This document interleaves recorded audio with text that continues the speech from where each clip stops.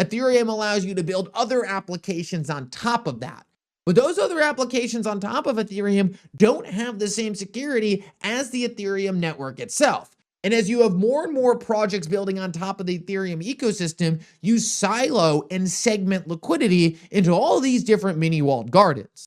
The XRP ledger ignored the whole smart contract craze, because regardless of whether or not smart contracts are going to bring inherent value, which they have, it's a competition in a market that is extremely crowded.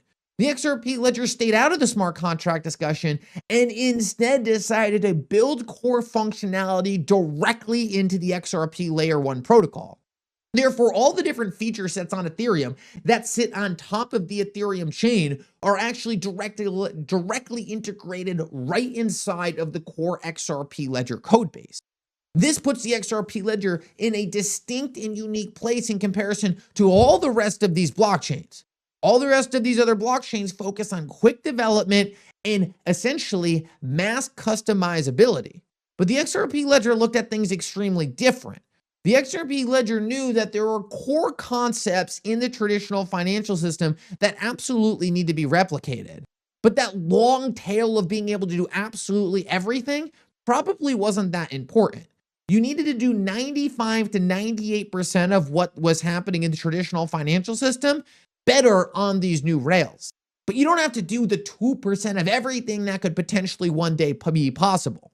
The XRP ledger chose putting liquidity natively in the core protocol and making it so the core protocol secured these applications.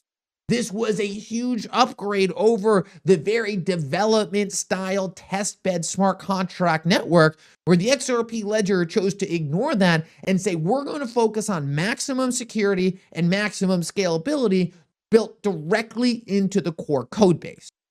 Now, if all that sounds like gibberish, what you really need to understand here is that the entire cryptocurrency industry went down one path to the right. Ripple and XRP went down the left. The entire cryptocurrency industry focused on mass development and building as many different things as possible, while the XRP ledger kept things core to financial critical applications. Whether or not you are on one side of the argument or the other, the truth is the side of smart contracts has become extremely congested. And just having a differentiated product in the market, just having something that's a unique value proposition is extremely important, and something that the XRP ledger essentially stands on its own with. Whether or not you agree that one might be more important than the other, it almost doesn't matter.